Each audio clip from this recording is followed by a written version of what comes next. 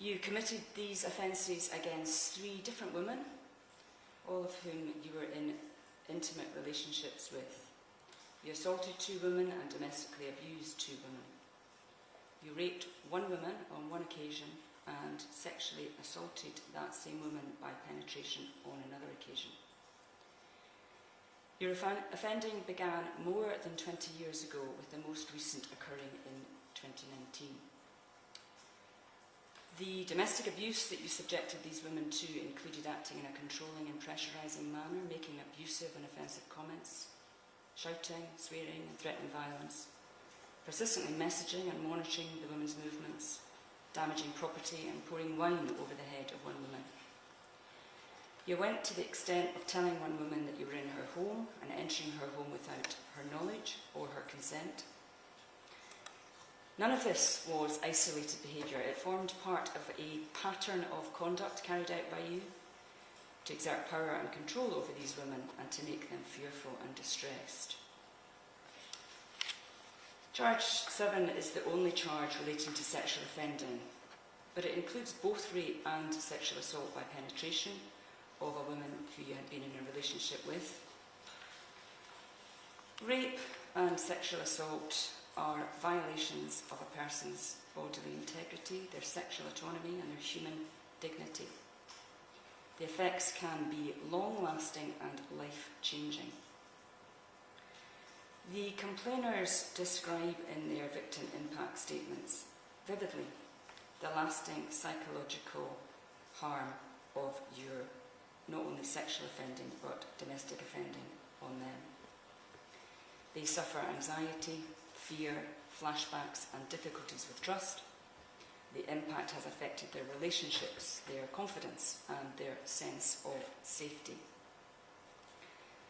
I've considered the Criminal Justice Social Work report that I have obtained, and I've also considered everything that's been said on your behalf this morning by Mr. Allen. You have previous convictions. 3 of these are for road traffic matters and 1 is a conviction for assault.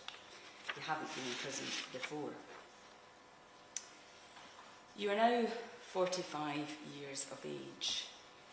You have, by all accounts, had a successful acting career, which came to an end when this prosecution began. And I've heard this morning from Mr. Allen that it's your view that it's very unlikely that you will, on your release, resume that employment. You're in a relationship, a stable relationship, and you have a child. I have read the 13 character references that have been provided by your friends and your family, which do paint a very different picture of you. And I recognise from these that you are somebody who, at various times, others have relied on for support. Mr. Robertson, I see from the report that you've had a history of alcohol misuse, you've had adverse childhood experiences, you have addressed your alcohol issues to some extent, you've engaged in psychotherapy as well, and it's recognised in the report that you've shown some insight into aspects of your relationship patterns.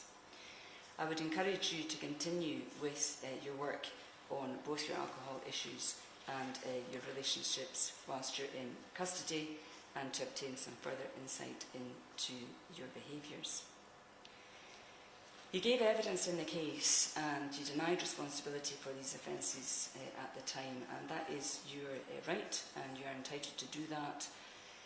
I do, though, however, recognise that you continue to show limited acceptance of responsibility, and it's reported that you frequently excuse relationship difficulties and the allegations that have been made against you, sometimes by reference to the behaviour or motivation of others.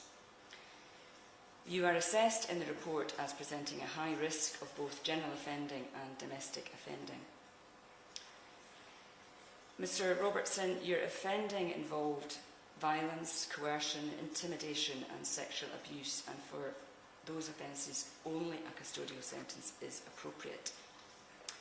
I consider the sentence I'm about to impose to be no more severe than is necessary to protect the public, to punish you for your offending, to mark the court's condemnation of your conduct, to recognise the harm caused to the victims and provide an opportunity for your rehabilitation. In light of the report and all the circumstances, I am satisfied that the period for which you would have otherwise been on licence would not be adequate to protect the public from serious harm from you when you are eventually released. And for that reason, I am going to impose on you an extended sentence. The first part is called the custodial term, and that sets out the period which you should spend in prison. And in selecting the custodial period, I followed the Scottish Sentencing Council guidelines on rape, which apply to the crime of rape. Assessing your culpability and your harm in terms of those guidelines, I consider that for that offence, the offence of rape, you fall within category B3 of the guidelines with a sentencing range of 5 to 7 years. However, in selecting the sentence for charge 7, I must also consider that it contains a further crime, and that is of sexual assault by penetration, which was committed by you on another occasion and for which the court must also sentence you. Had charge 7 stood alone, I would have sentenced you in relation to that charge to a total of 8 years imprisonment. For the charges of abusive behaviour and assault alone, I would have sentenced you to a single sentence in relation to all 4 charges of 4 years imprisonment. Considering the totality of those 2 periods of imprisonment and the overall criminality involved, I regard a custodial period of 9 years to be appropriate. The sentence that I had selected properly reflects the sexual offending, the assaults and the sustained domestic abuse. The second part of the sentence is the extension period, and that is the period that you'll be subject to licence conditions to be set by the Scottish ministers. I will fix the extension period at 3 years. If you break the terms of your licence, you'll be liable to be recalled to custody to serve the remainder of your sentence. So it is a 12-year extended sentence. It comprises a custodial period of 9 years and an extension period of 3 years.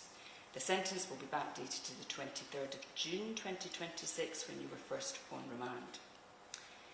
Because you have been convicted of sexual offences, you will be subject to the notification requirements of the Sex Offender Register for an indefinite period. I am also going to make non-harassment orders with conditions that you do not approach or contact or attempt to approach or contact any of the complainers, and that is for an indefinite period. That's all.